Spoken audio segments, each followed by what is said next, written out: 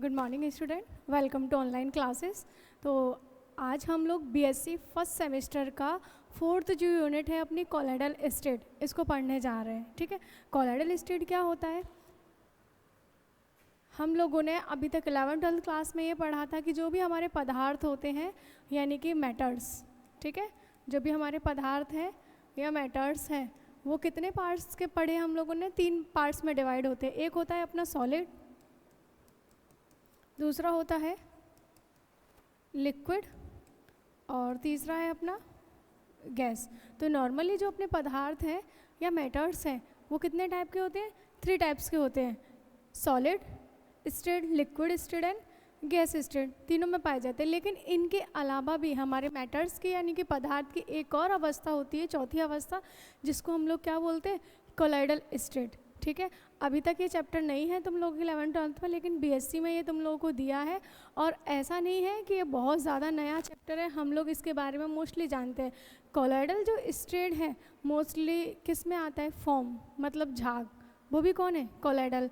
Bread है, cake है, spongy form हो गया तुम्हारा गद्दे वाला, ठीक है, कीचड़ है, पनीर है, दूध है, जेली है, मक्खन है, ये सब किसके एग्जाम्पल है? हमारे कोलोइडल के।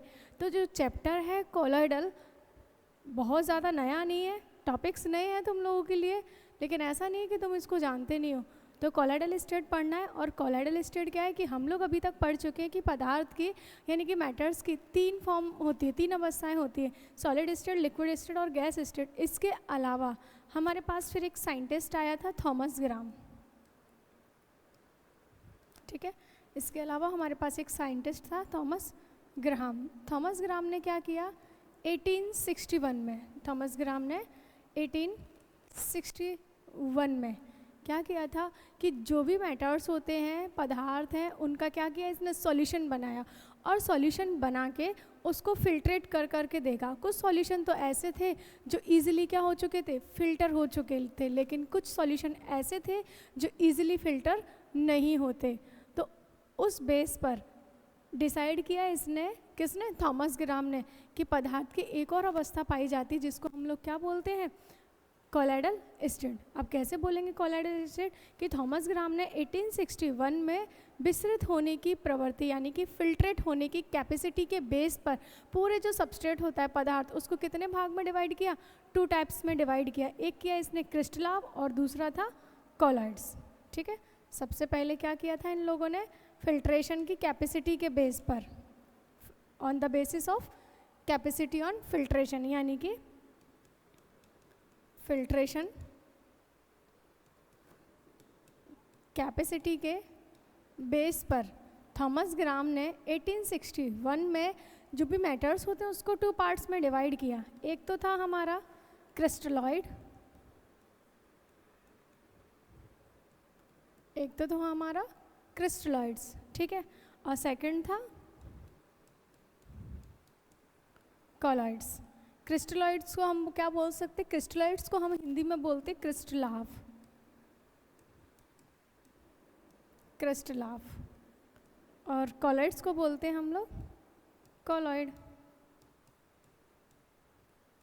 ठीक, तो सबसे पहले हम लोग क्या लिखेंगे इस चैप्टर में? सबसे पहले लिखेंगे हम लोग कि सामान्यतः जो भी पदार्थ होता है हमारी, उसकी कितनी अवस्थाएं होती हैं? 3 अवस्थाएं होती हैं। ठीक है, जो भी हमारा पदार्थ है उसकी कितनी अवस्थाएं? 3, ठोस, द्रव एंड गैस, सॉलिड, लिक्विड और गैस। उसके बाद में थॉमस ग्राम नामक एक साइंटिस्ट था, उसने 1861 में क्या किया? बहुत सारे लिक्विड्स लिए यानी कि मैटर्स लिए, पदार्थ लिए, और उनको क्या किया? उनको सॉल्यूशन में कन्वर्ट कर दिया। फिर उन सॉल्यूशन को इसने क्या किया? फिल्ट्रेट कर करके देखा। और वो भी किस में से फिल्ट्रेट करके देखा? एनिमल मेम्ब्रेन, पार्चमेंट पेपर या फिर प्लांट मेम्ब्रेन में से। ठीक है, फिल्ट्रेशन ऐसा नहीं कि किसी में से भी इसको फिल्ट्रेट कर दिया।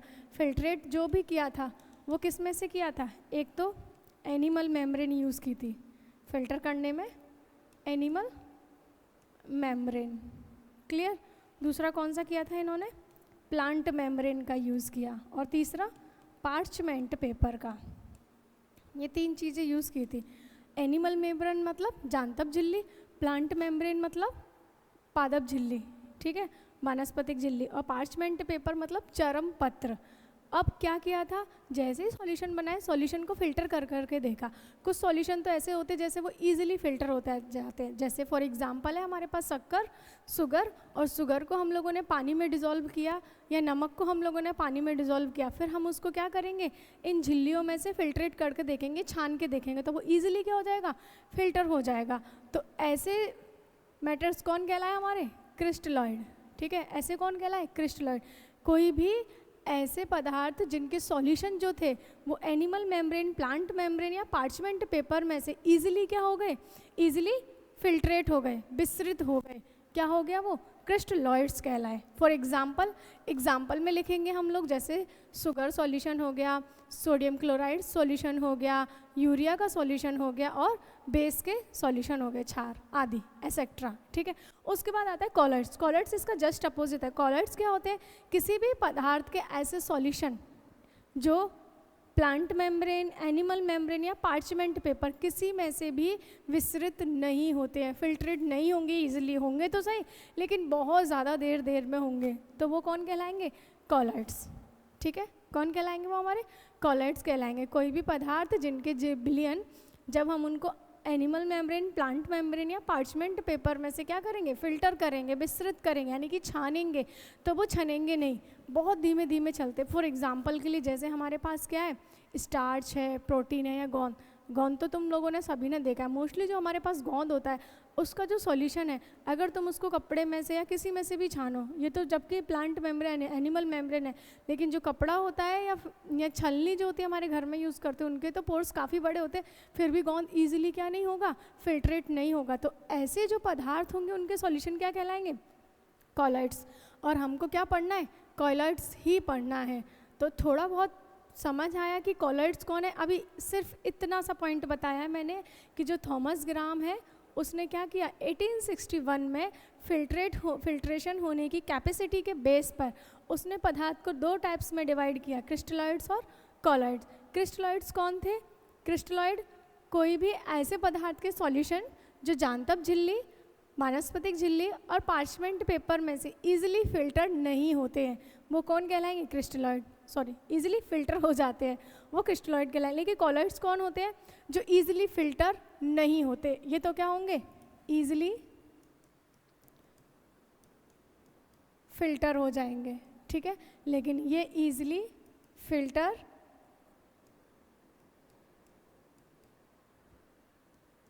नहीं होते हैं, ये इजीली फिल्टर नहीं होंगे, कौन कहलाएंगे, कॉलर्ड्स। तो स्टार्च है, प्रोटीन है, गोंद है, इनके जो सॉल्यूशन होते हैं वो हम लोग उनको छान नहीं सकते, तो ऐसे कौन कहलाएंगे, कॉलर्ड्स। कॉलर्ड्स मतलब कॉलॉइडल से मिलता जुलता शब्द है, चैप्टर क्या है अपना, कॉलॉइडल। ठीक है,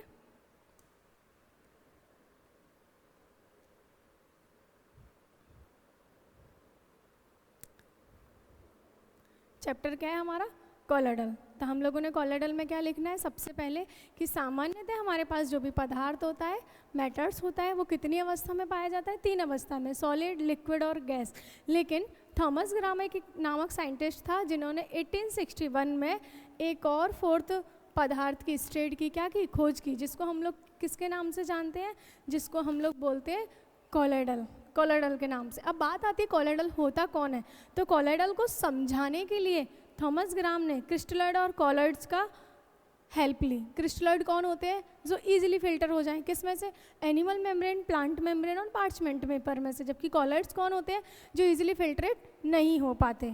ठीक है, ना तो एनिमल मेम्ब्रेन में से होंगे, ना प्लांट मेम्ब्रेन में से होंगे, और ना पार्चमेंट पेपर में से होंगे, किसी में से भी इजीली फिल्टर नहीं होंगे, तो वो कौन होंगे, कॉलॉइड्स। क्रिस्टलॉइड में एग्जाम्पल बता दिया था, शुगर है, NaCl के सॉल्यूशन या बेस के सॉल्यूशन यूरिया के।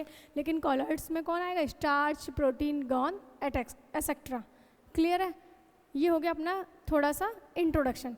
उसके बाद क्या किया, उसके बाद सबसे पहले थॉमस ग्राम ने फिर से समझाने के लिए, क्योंकि कुछ लोगों को तो समझ आ गया कि कॉलॉइड्स क्या है, लेकिन कुछ लोगों को इस तरीके से समझ नहीं आया, तो फिर वापस से उसने क्या किया, वापस से सॉल्यूशन को फिर से 3 पार्ट में डिवाइड किया। इस बार कितने पार्ट्स में डिवाइड किया, 3 पार्ट्स में। ठीक है, और वो भी किसके बेस पर, सॉल्यूशन के बेस पर। अब देखो, हम लोग इतना जानते हैं कि जो सॉल्यूशन होता है, हम लोगों ने शुरू से क्या पढ़ा है, एक ही चीज़ पढ़ी है हम लोगों ने कि सॉल्यूशन जो है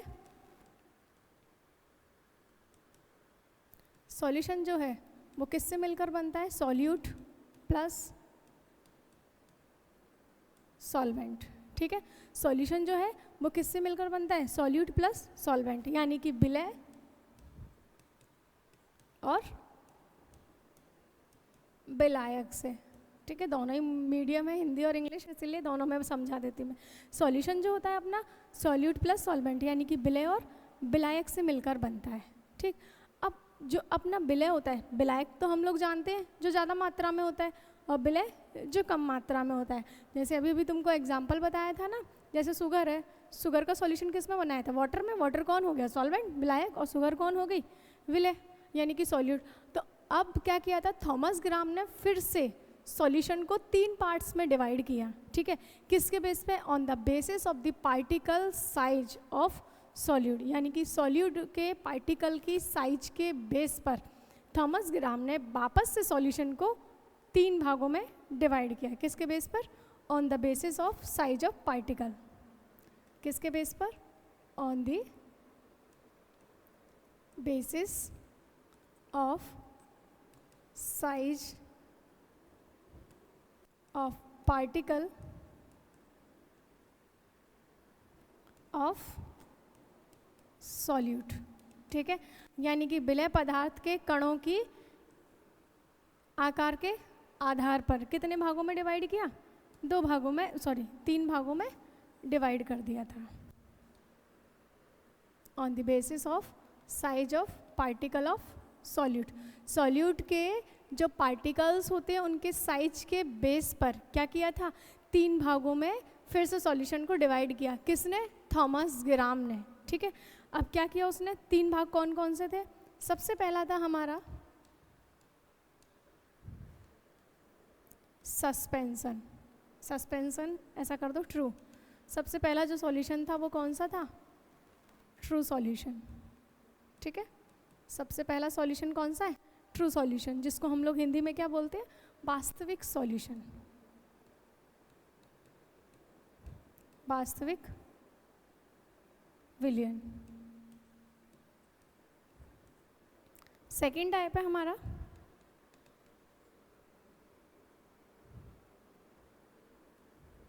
सस्पेंशन सॉल्यूशन। सस्पेंशन को बोलते हैं हम लोग निलंबन विलयन। ठीक है, उसके बाद नेक्स्ट आता है थर्ड हमारा कोलोइडल सॉल्यूशन। यहाँ से समझ आएगा तुम लोगों को कोलोइडल अच्छे से कि कोलोइडल वास्तव में क्या होता है। कोलोइडल सॉल्यूशन यानी कि कोलोइडी विलयन।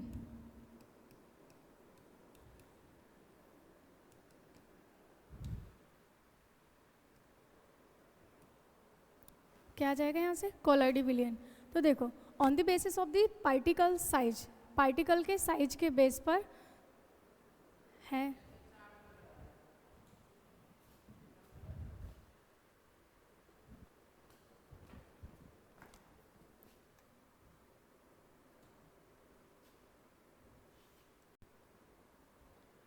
तो देखो क्या किया था थॉमस ग्राम ने? 3 पार्ट्स में डिवाइड कर दिया। किसमें? सॉल्यूट, जो विलय पदार्थ होता है अपना, उसके कणों की आकार के आधार पर सॉल्यूशन को 3 भाग में डिवाइड किया। True solution, suspension solution and colloidal solution. सबसे पहले बात करते हैं हम लोग ट्रू सॉल्यूशन क्या होता है। ठीक है, वास्तविक विलयन। वास्तविक विलयन क्या होता है? कोई भी ऐसा सॉल्यूशन जिसमें विलय पदार्थ के कणों का आकार यानी कि सॉल्यूट पार्टिकल का साइज कितना होगा? 10⁻⁻7 सेंटीमीटर से भी कम होता है। कौन कहलाएगा वो? True solution. ठीक है, ट्रू सॉल्यूशन कौन होता है? ऐसा सॉल्यूशन जिसमें सॉल्यूट पार्टिकल का साइज कितना रहेगा?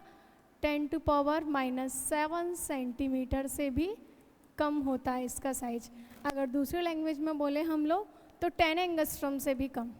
ठीक है, 10 एंगस्ट्रॉम से भी कम होगा इसका साइज। तो कौन कहलाएगा वो? ट्रू सॉल्यूशन कहलाएगा।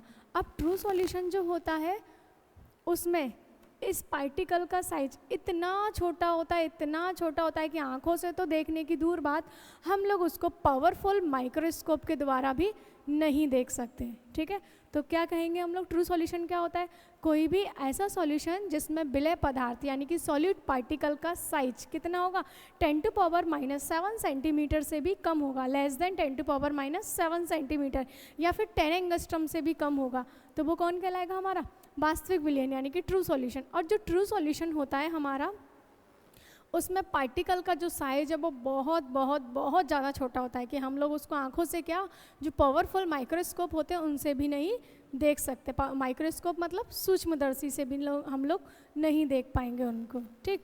उसके बाद बोलते हैं कि वास्तविक विलयन जो होता है वो कैसा होता है, होमोजीनस इन नेचर, यानी कि कैसा होगा ये, समांगी प्रकृति का, कैसा होता है, होमोजीनस,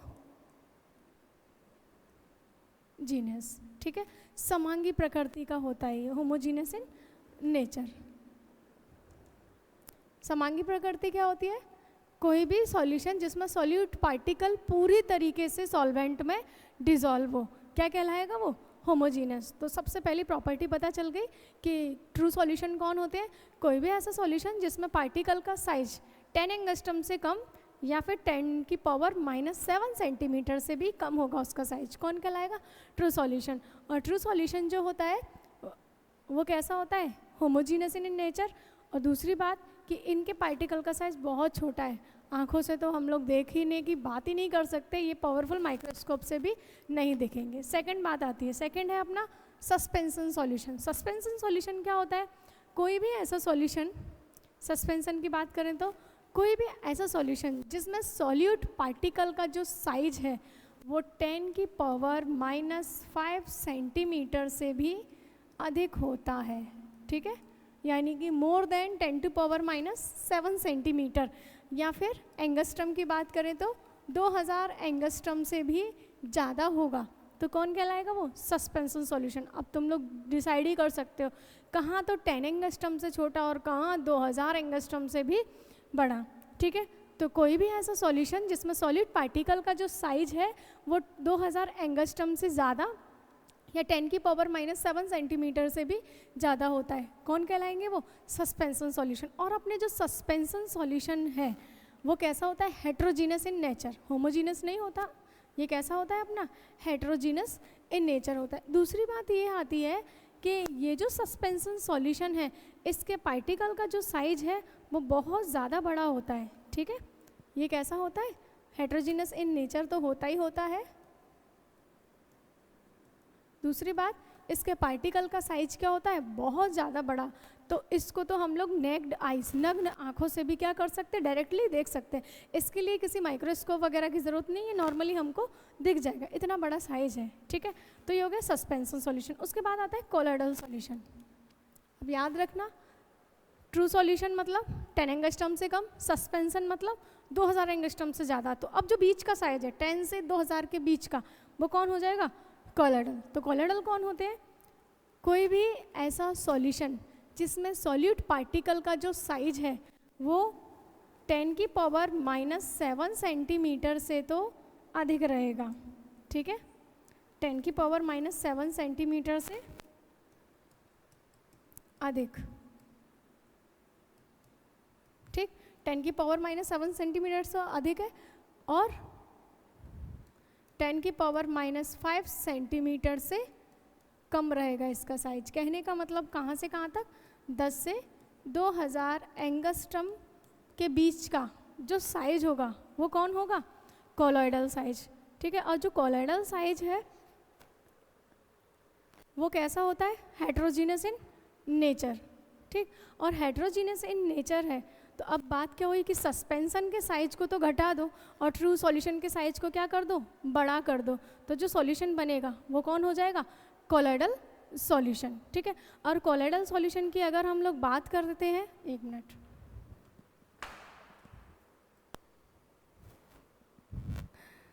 हाँ, तो कोलॉइडल कौन हो गया अपना, कोई भी ऐसा सॉल्यूशन जिसमें सॉलिड पार्टिकल का जो साइज है वो 10⁻⁷ सेंटीमीटर से तो ज़्यादा रहेगा और 10⁻⁵ सेंटीमीटर से उसका साइज क्या रहेगा, कम। कहने का मीनिंग है 10 से 2000 एंगस्ट्रम के जो बीच का साइज है वो कौन कहलाएगा, कोलॉइडल सॉल्यूशन। और कोलॉइडल जो सॉल्यूशन होगा, याद रखना इसको कैसा होगा हमेशा,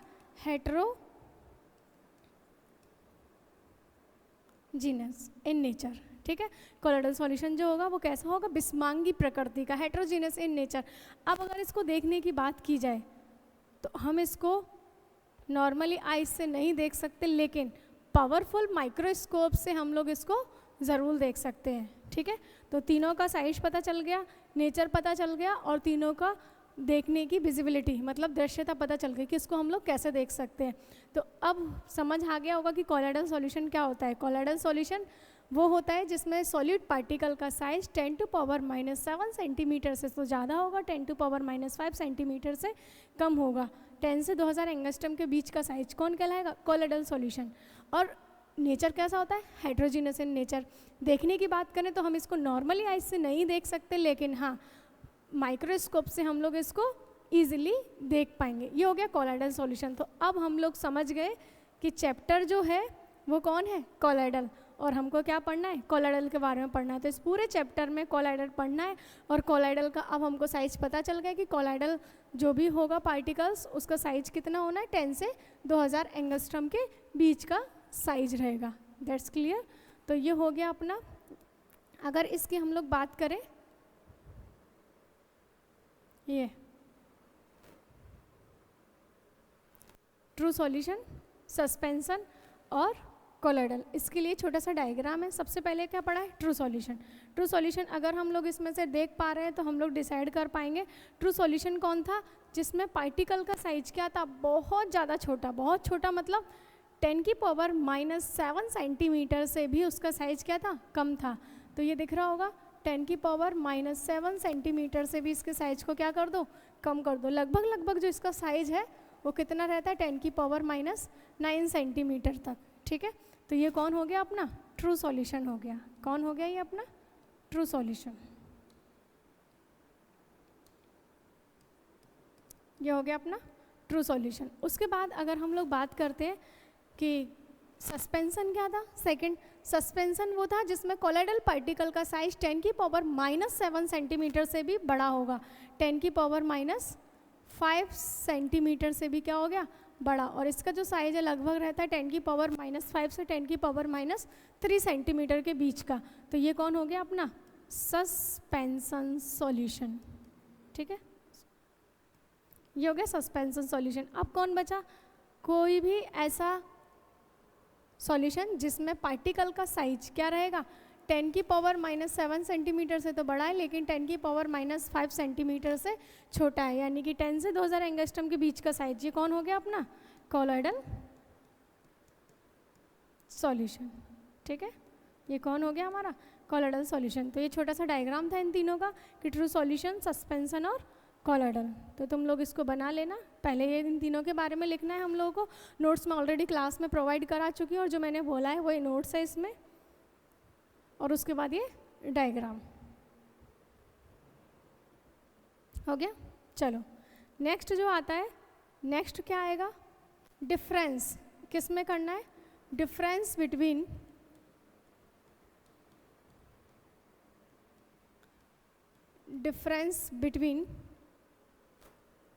ट्रू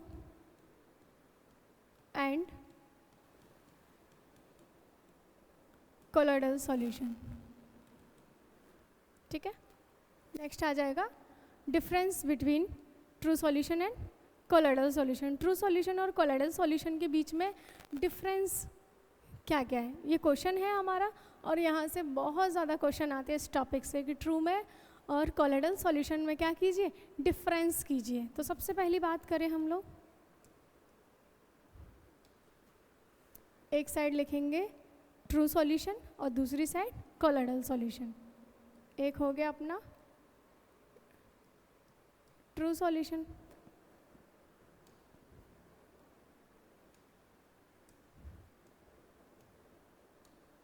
और दूसरा हो गया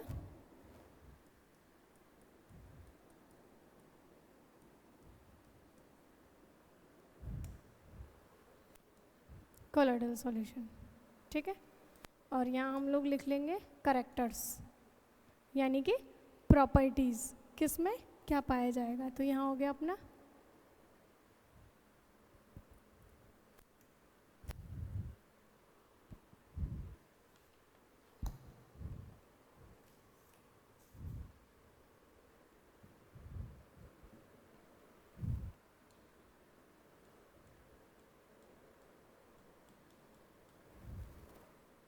करेक्टर्स, ट्रू सॉल्यूशन और कोलोइडल सॉल्यूशन। डिफरेंस करना है अब हमको इसमें।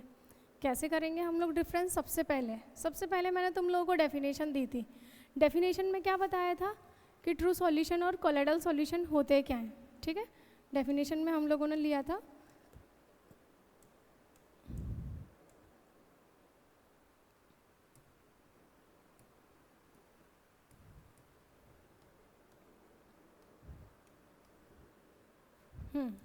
देखो करेक्टर। सबसे पहले अभी ट्रू सॉल्यूशन का हम लोगों ने क्या बताया, डेफिनेशन बताई। ट्रू सॉल्यूशन कौन होता है?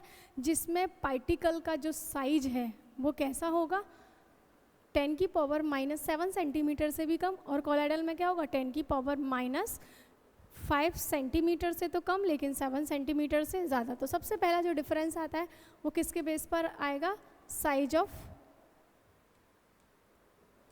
पार्टिकल, ठीक है, यानी कि पार्टिकल्स के साइज के बेस पर। इसका साइज क्या था, less than 10 to power -7 centimetre. अगर इसके साइज की बात करें हम लोग तो इसका साइज क्या था, less than 10 to power -5 centimetre and more than 10 to power -7 centimetre, ठीक है। यानी कि 10 से 2000 एंगस्ट्रम के जो बीच का साइज था वो कोलोइडल, और जो 10 सेंटीमीटर 10 की पावर -7 सेंटीमीटर से छोटा था वो कौन था, ट्रू सॉल्यूशन, यानी कि 10 एंगस्ट्रम से छोटा। एक डिफरेंस हो गया। दूसरी बात थी नेचर। नेचर की बात करें तो ट्रू सॉल्यूशन कैसा बताया था मैंने तुम लोगों को, होमोजीनस, ठीक है। ट्रू सॉल्यूशन कौन सा था, होमोजीनस, और ये क्या रहेगा अपना, हेटेरो जीनस। ट्रू सॉल्यूशन कौन था अपना, होमोजीनस इन नेचर, एंड ये कौन रहेगा, हेटेरोजीनस इन नेचर। दूसरी बात करते हैं हम लोग किसकी, एक तो हो गया अपना डेफिनेशन के बेस पर, डेफिनेशन में ही पढ़ा था हम लोगों ने कौन सा कि एक होमोजीनस है और दूसरा हेटेरोजीनस है। फिर मैंने देखने विजिबिलिटी की बात की थी, तो थर्ड करेक्टर आ जाएगा अपना कौन सा, विजिबिलिटी, यानी कि दृश्यता। दृश्यता की अगर हम लोग बात करें तो मैंने तुम लोगों को बोला था ट्रू सॉल्यूशन जो होता है बहुत छोटा साइज है उसका, आँखों से क्या हम लोग इसको पावरफुल माइक्रोस्कोप के द्वारा भी नहीं देख सकते। तो यहाँ लिख लेंगे it can not be seen by powerful microscope, ठीक है। It can not be seen by a through powerful microscope, but इसको हम लिख सकते हैं it can be easily seen through powerful microscope, यानी कि हम इसको माइक्रोस्कोप से भी नहीं देख सकते लेकिन हम इसको नॉर्मली माइक्रोस्कोप से देख सकते हैं, ठीक है। उसके बाद जो अपना डिफरेंस है वो किसके बेस पर आएगा, फिल्ट्रेशन के बेस पे, क्योंकि फिल्ट्रेशन के बेस पे भी हम लोगों ने इसको डिवाइड किया। तो फिर आएगा अपना फिल्ट्रेशन के बेस पर या फिल्ट्रेबिलिटी, ठीक है, जिसको हम लोग क्या बोलते हैं, फिल्ट्रेबिलिटी।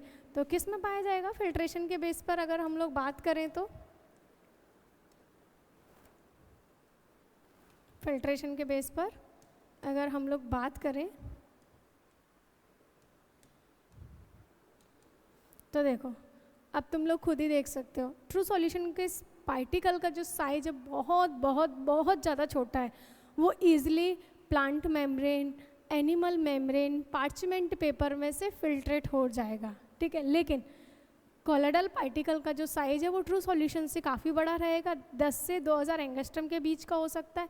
इसीलिए ना तो वो एनिमल मेम्ब्रेन में से, ना ही पार्चमेंट पेपर में से, और ना ही वो प्लांट मेम्ब्रेन में से इजीली सेपरेट होगा, वो नहीं फिल्टर हो सकता। लेकिन उसमें एक चीज़ लिख सकते हैं, जो अपन नॉर्मली लेबोरेटरी में फ़िल्टर पेपर यूज़ करते हैं उसके पोर्स का साइज़, रंध्रों का साइज़ बड़ा होता है, इसीलिए वो ईजिली क्या हो जाएगा, फिल्टर हो जाएगा। तो फिल्ट्रेशन की यहाँ पे लिख देना, क्या लिखना है यहाँ पर, it can be filtrate by animal membrane, ठीक है, plant membrane and parchment paper. It can be easily filtrate by animal membrane, plant membrane और पार्चमेंट पेपर। यहाँ लिखना it can not be easily separate by animal membrane, plant membrane और parchment paper. इसमें से तीनों में से किसी से भी सेपरेट नहीं होगा, but it can easily separated by filter paper, ठीक है, but it can easily separate bye filter paper. इसको हम लोग इजीली किससे सेपरेट कर सकते हैं कॉलोइडल को? फिल्टर पेपर से। ये याद रखने लायक चीज़ है तुम्हारा कि इसको तो हम लोग animal, plant membrane, parchment paper सब में से फिल्टर कर सकते हैं, लेकिन कॉलोइडल को हम ना तो एनिमल मेम्ब्रेन में से, ना प्लांट मेम्ब्रेन में से, और ना ही पार्चमेंट पेपर में से इजीली सेपरेट कर पाएंगे। लेकिन हम लोग इसको फिल्टर पेपर में से इजीली क्या कर सकते हैं? सेपरेट कर सकते हैं। ठीक, उसके बाद नेक्स्ट आता है एडजॉर्प्शन, अधिशोषण की क्षमता। एब्जॉर्प्शन नहीं है, एडजॉर्प्शन है ये। ठीक है, क्या ये अपना एडजॉर्प्शन? एडजॉर्प्शन जो होता है, जिसके पार्टिकल का साइज उसके पार्टिकल की साइज पे चारों तरफ आके कोई भी पार्टिकल्स अगर चिपक जाएं तो उसको क्या बोलते हैं हम लोग? एडजॉर्प्शन। तो एडजॉर्प्शन की बात करें तो ट्रू सॉल्यूशन का बहुत कम होता है और कॉलोइडल का ज़्यादा होगा, एक का लेस और एक का मोर। ऐसे ही आता है हमारा ब्राउनी मोशन। ब्राउनी मोशन इसी चैप्टर में आगे पढ़ाना है तो वहाँ आगे बता दिया जाएगा तुम लोगों को, ठीक है, कि ब्राउनी मोशन होता क्या है। अब 3 करैक्टर आएंगे जो इसी चैप्टर में हम लोगों को टोटल पढ़ने हैं। एक तो ब्राउनी मोशन, एक कौन सा है अपना इलेक्ट्रोफोरेसिस यानी कि वैद्युत कण संचलन, और एक है अपना टिंडल इफेक्ट। ठीक है, तो 3 और प्रॉपर्टीज़ हैं इसकी, जिसमें से फर्स्ट है अपना ब्राउनियन मोशन। ठीक है, ब्राउनियन मोशन मतलब ब्राउनी गति किसको कहते हैं? सीधा सीधा यहाँ पर लिख लो, ब्राउनी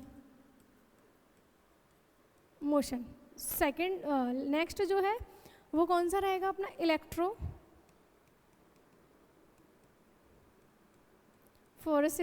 वैद्युत कण संचलन। और नेक्स्ट जो है वो है टिंडल इफेक्ट।